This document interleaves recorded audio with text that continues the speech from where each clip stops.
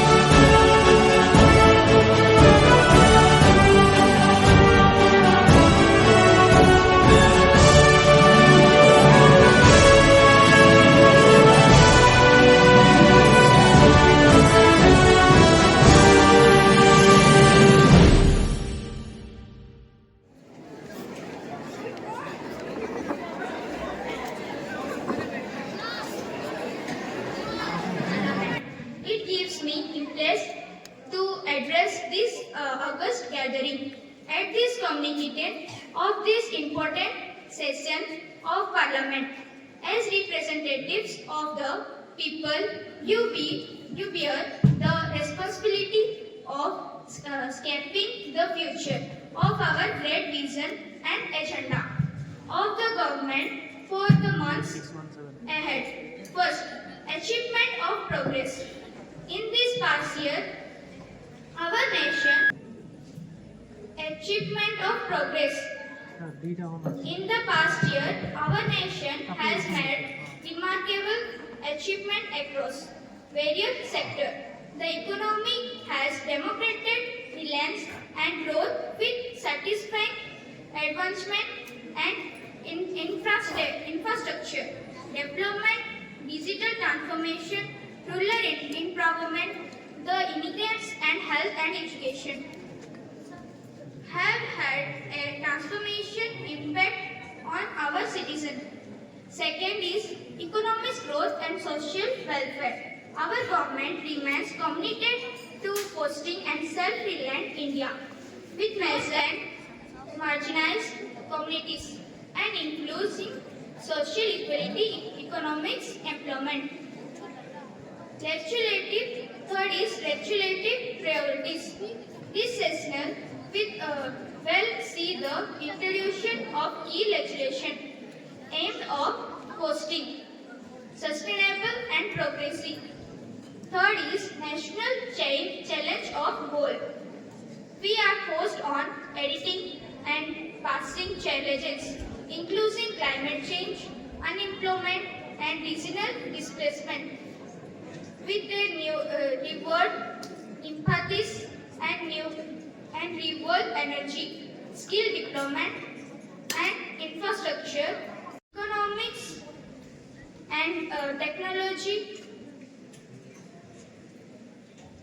India's G20 presidency strategies partnership reflect our community to a multipolar world order. As this journeys, I urge all members of this assessment house to work together in the spirit of cooperation and dialogues. Let us uphold the ideas of our constitution and survive of our citizens. Let this session mark another milestone in our collective journey toward building and stronger, more prosperous, harmonious India. Thank you. Jai Hind.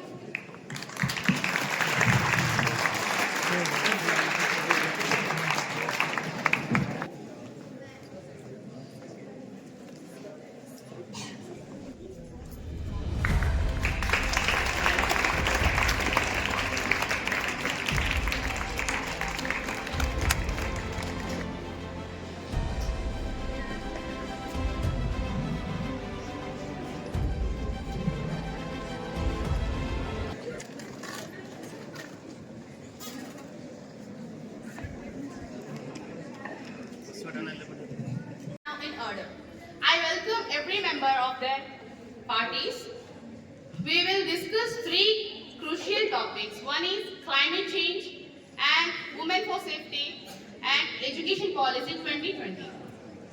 I request the honorable members to maintain decorum. Let us begin with the first agenda, climate change. I request Prime Minister to start the conversation. माननीय अध्यक्ष महोदय, उपस्थित सत्ता पक्ष और विपक्ष के सभी मंत्रिमंडल को मेरा सादर नमस्कार। मैं सत्ता पक्ष की ओर से प्रधानमंत्री नरेंद्र मोदी आज के संबोधना को संबोधित करूंगा जलवायु परिवर्तन को केंद्र बनाकर। माननीय मैडम, आपको जैसा कि मालूम ही होगा कि भारत की जनता ने हमें एक विश्वास के साथ यहाँ पे बैठाया है ताकि हम जलवायु परिवहन जैसे और भी कई समस्याओं के साथ लड़ सके और उनको एक बेहतर जीवन देने में मदद कर सके। माननीय अध्यक्ष महोदय, हमारी सरकार ने साथ ही साथ आपको ये भी बताते चलूं कि हम जलवायु परिवर्तन के ऊपर बहुत काम कर चुके हैं और साथ ही साथ कुछ स्कीम्स और उसके अंदर आने वाले पॉलिसीज को आपके सामने प्रस्तुत करना चाहूंगा मैं। उसमें सबसे पहला स्कीम है रेन्यूएबल एनर्जी इनिशिएटिव। इसके अंदर हमारे पास दो पॉलिसीज हैं। सबसे पहला है नेशनल सोलर मिशन और दूसरा है national wind solar hybrid policy, जिसके तहत हम फॉसल फ्यूल्स से चलने वाले सभी उपकरणों को कम करके सोलर एनर्जी के ऊपर ट्रांसफॉर्म करेंगे। और वहीं दूसरा स्कीम है एनर्जी एफिशिएंसी प्रोग्राम। इसके अंदर हमारा पहला पॉलिसी है उज्ज्वला स्कीम और दूसरा है नेशनल इलेक्ट्रिक मोबिलिटी प्लान, जिसके तहत हम घर घर तक सब्सिडाइज्ड प्राइस पर एलपीजी कनेक्शंस और ईवी प्रोडक्ट्स को पहुंचाएंगे। अध्यक्ष महोदय, इसी के साथ मैं आपके समक्ष हमारा अंतिम स्कीम रखना चाहूंगा वेस्ट मैनेजमेंट। वेस्ट मैनेजमेंट आज एक बहुत बड़ी समस्या हो गई है। साथ ही साथ इसको नियंत्रण में लाने के लिए हमने स्वच्छ भारत अभियान के माध्यम से अपने मंत्रालयों को सूचित किया है, जिसके तहत स्वच्छ भारत को इम्प्लीमेंट किया जाएगा। साथ ही साथ हमारा ये संकल्प है कि वर्ष 2070 तक हम जीरो कार्बन एमिशन राष्ट्र के रूप में उत्पन्न होंगे। साथ ही साथ हमारा ये भी हमारा निश्चय है कि वर्ष 2030 तक हम non fossil fuel based energy को 50% से बढ़ाएंगे। अध्यक्ष महोदय, इसी के साथ मैं अपना मत रख के समाप्त करना चाहूंगा। सदा धन्यवाद।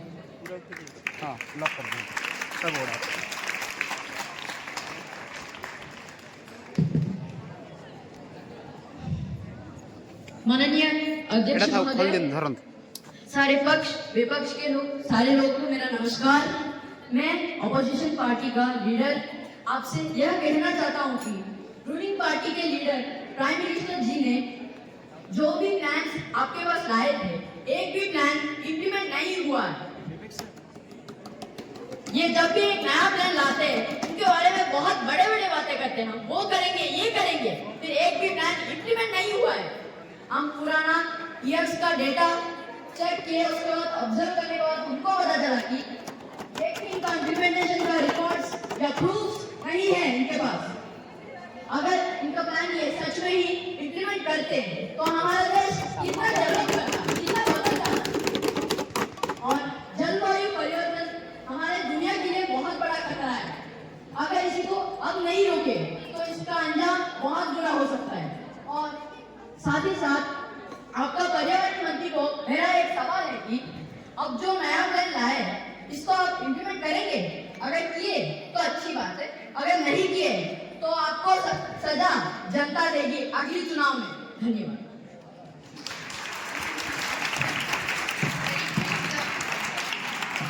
I request the environmental minister of ruling party to justify their answer. माननीय स्पीकर महोदय को मोर नमस्कार। मु परिवेश एवं जलवायु मंत्री मोर अपोजिशन पक्षर मंत्री जहाँ किसी कहले ताहा मु ग्रहण करछि एवं सेथिरु मु किछि आपनको गुरुत्वपूर्ण दाबी जणाइबाकु चाहछि। वर्तमान काल फ्यूल्स जळिबा द्वारा जेमिति कि पेट्रोलियम एमिति बहुत सारा फ्यूल जळिबा द्वारा हम वायुमंडल उत्तप्त गैस निर्गत होछि। ताहा द्वारा हम परिवेश रे अंगारकाम्ल गैस वृद्धि पाउछे एवं तापमात्रा मध्ये वृद्धि पाउछे। ଏବଂ ଆମେ ମଧ୍ୟ ଆମ ସୁବିଧା ପାଇଁ ବହୁତ ସାରା ଗଛ ଗୁଡ଼ିକ କାଟି ଦେଉଛୁ। ଗଛ କାଟିବା ଦ୍ୱାରା ଆମ ପୃଥିବୀର ତାପମାତ୍ରା ବଢ଼ୁଛି। ତାହା ଦ୍ୱାରା ଯଦି ଏହା ଆମେ ସବୁ ଗଛ କାଟିଦେବା ଏବଂ ଆମ ପୃଥିବୀର ତାପମାତ୍ରା ଖୁବ୍ ବଢ଼ିଯିବ, ତାହେଲେ ଆମେ ଆଉ ବଞ୍ଚିପାରିବା ନାହିଁ। ତ ମୁଁ ଆପଣଙ୍କୁ ଆଶ୍ୱାସନା ଦେଉଛି କି ଆମ ଦଳ ଆଗାମୀ 5 ବର୍ଷ ମଧ୍ୟରେ ଏହିସବୁ ନିୟମ କରିବ। ଯେମିତିକି ଏବେ ବହୁତ ସାରା କଳକାରଖାନା, ଦୂଷିତ କଳକାରଖାନା ସବୁ ଅଛି। ତାହା ମଧ୍ୟରୁ କେତେକ କଳକାରଖାନା ବେଆଇନରେ ଚାଲିଛି। ସେଇ ବେଆଇନ କଳକାରଖାନା ଉପରେ ଆମେ କଟକଣା ଲଗାଇବୁ ଏବଂ ଯେଉଁ ଲୋକ ନିଜ ସୁବିଧା ପାଇଁ ବିଭିନ୍ନ ଗଛ ସବୁ କାଟି ଦେଉଛି, ତାକୁ ପ୍ରଥମେ ଆମେ 3ଟି ଗଛ ଲଗାଇବାକୁ ଏବଂ ସ୍ୱଳ୍ପ ଜରିମାନା ଦେବାକୁ କହିବୁ। ଯଦି ସେ ଏଭଳି ନ କଲା, ତାପରେ କଠୋର ପଦକ୍ଷେପ ନିଆଯିବ ଏବଂ ଆମେ ଗରିବ ଲୋକଙ୍କୁ ମାଗଣାରେ ଖତ ଏବଂ ଉର୍ବର ପ୍ରଦାନ କରିବୁ। ତାହା ଦ୍ୱାରା ସେ ସହଜରେ କୃଷି କାର୍ଯ୍ୟ କରିପାରିବ ଏବଂ ଆମେ ସମସ୍ତଙ୍କୁ ଅନୁରୋଧ କରିବୁ କି ଗଛ ଲଗାଇବା ପାଇଁ। କାହିଁକି ନା ଗଛ ଲଗାଇବା ଦ୍ୱାରା ଆମର ଜଳବାୟୁ ନିୟନ୍ତ୍ରଣ ମଧ୍ୟ ହ୍ରାସ ପାଏ। ଜଳବାୟୁ ନିୟନ୍ତ୍ରଣ ମଧ୍ୟ ହୋଇଥାଏ। ଯେମିତିକି ଏବେ ଆମେ ବହୁତ ଗଛ କାଟି ଦେଉଛୁ, ତାହା ଦ୍ୱାରା ବର୍ଷା ହେଉନାହିଁ। ତ ଆମେ ସେଥିପାଇଁ ଗଛ ଲଗାଇଲେ ଆମର ଜଳବାୟୁ ନିୟନ୍ତ୍ରଣ ହେବ ଏବଂ ଗଛ ଲଗାଇବା ଦ୍ୱାରା ଆମର ଅମ୍ଳଜାନ ମଧ୍ୟ ବୃଦ୍ଧି ପାଏ। ଆମେ ସବୁ ଅମ୍ଳଜାନ ଉପରେ ନିର୍ଭର କରିଥାଉ ବଞ୍ଚିବା ପାଇଁ। ତ ମୁଁ ଶେଷରେ ଏତିକି କହୁଛି କି ଯାହା ଆମେ କହିଛୁ ଆଗାମୀ 5 ବର୍ଷ ମଧ୍ୟରେ ତାହା କରିକି ଦେଖିବୁ। ଧନ୍ୟବାଦ।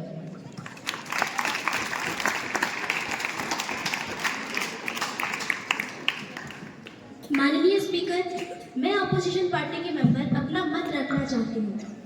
अभी तक रूलिंग पार्टी ने जो भी अपना मत रखा है वो हमें स्वीकार है, लेकिन हमें उन्हें ये भी याद दिलाना है कि ग्लोबली जीरो कार्बन एमिशन का जो टारगेट 2070 के लिए रखा गया है, उसको 2040 के अंदर सरकार के द्वारा अचीव करने की कोशिश की जानी चाहिए और उसी के हिसाब से policies and plans of action लाना चाहिए। And at last I want to say that everyone is responsible for everything. Thank you. Please maintain the dignity of the House. Let us move to the second topic, women safety. माननीय speaker महोदय, मैं गृह मंत्री अमित शाह मेरे पक्ष विपक्ष के नेताओं को नमस्कार करता हूं। आज मैं महिला सुरक्षा के विषय पर चर्चा करना चाहता हूं। महिला सुरक्षा हमारा सरकार का एक सर्व महत्वपूर्ण जरूरी काम है। महिला सुरक्षा हमारे में हम लोग रेप के मामलों के हम लोग फास्ट ट्रैक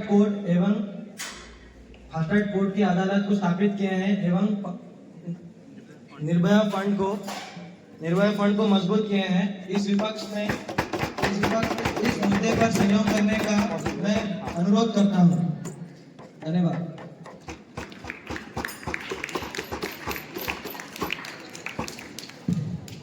माननीय वक्ता, महिलाओं की सुरक्षा के विषय में केवल सत्तारूढ़ दल और विपक्षी दल आपस में निर्णय लेने से समाज में बदलाव नहीं आ सकता है। समाज में दीर्घकालिक बदलाव लाने के लिए महिलाओं के लिए योजनाएं लागू की जाए, सशक्तिकरण और आत्मरक्षण नेतृत्व किया जाए। शब्द पर्याप्त नहीं होगी, कार्रवाई की आवश्यकता है।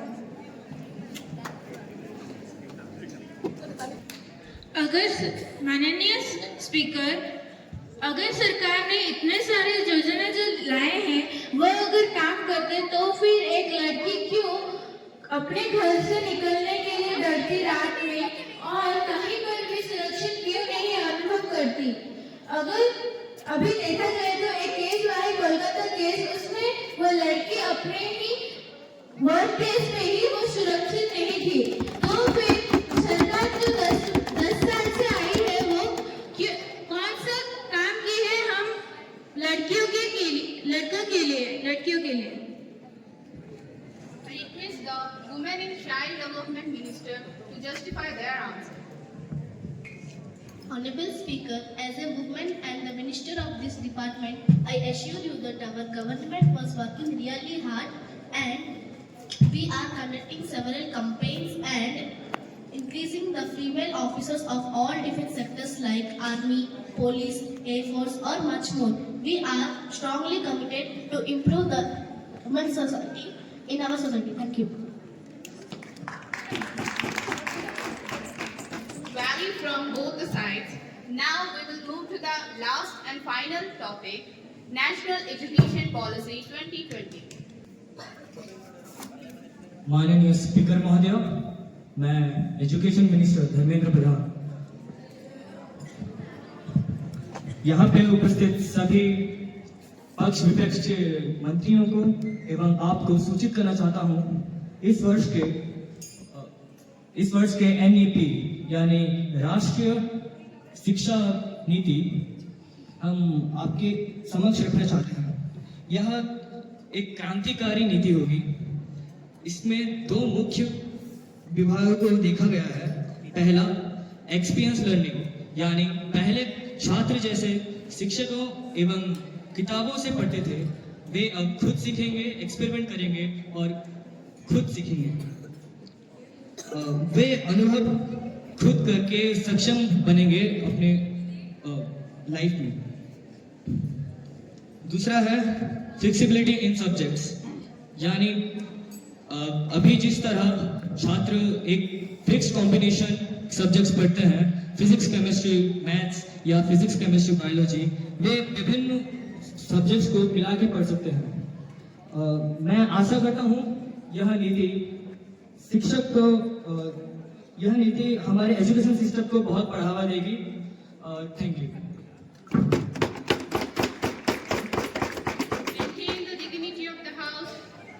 माननीय स्पीकर महोदय नमस्ते। मैं ऑपोजिशन पार्टी का एक नेता हूं। अभी एजुकेशन मिनिस्टर ने जो पॉइंट्स कहा उससे मैं सहमत हूं, लेकिन भारत में ऐसे कुछ ग्रामीण अंचल है जहां पर इलेक्ट्रिसिटी और नेटवर्क की बहुत सी कमी है। ऐसे कुछ अंचल है जहां पर इलेक्ट्रिसिटी नहीं है, ऐसे कुछ अंचल है जहां पर नेटवर्क भी नहीं है। इन अंचलों में वो डिजिटल एजुकेशन या ऑनलाइन एजुकेशन कैसे प्रदान करेंगे, ये मेरा सवाल है।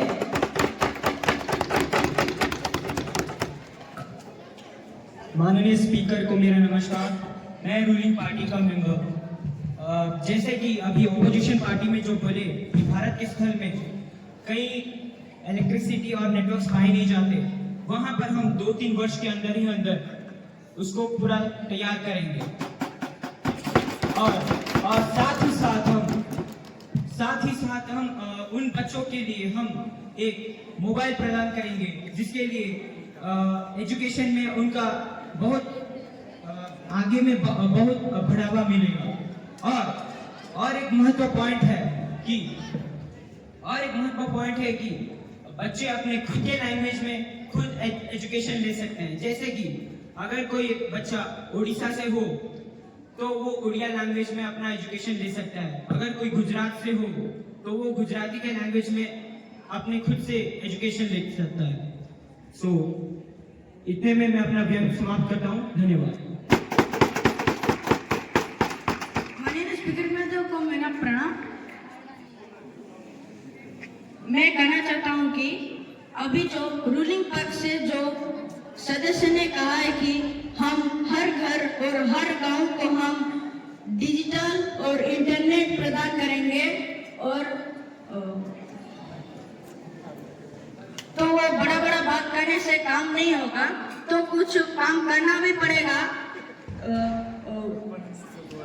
और वो गवर्नमेंट कितना पॉलिसी लाया है, बड़ा बात कर रहा है, पर कोई भी संपूर्ण से नहीं किया है। तो मेरा सवाल ये है कि ये भी बात जो सदस्य ने बताए ये भी बात में रह जाएगा कि सफल होगा। धन्यवाद।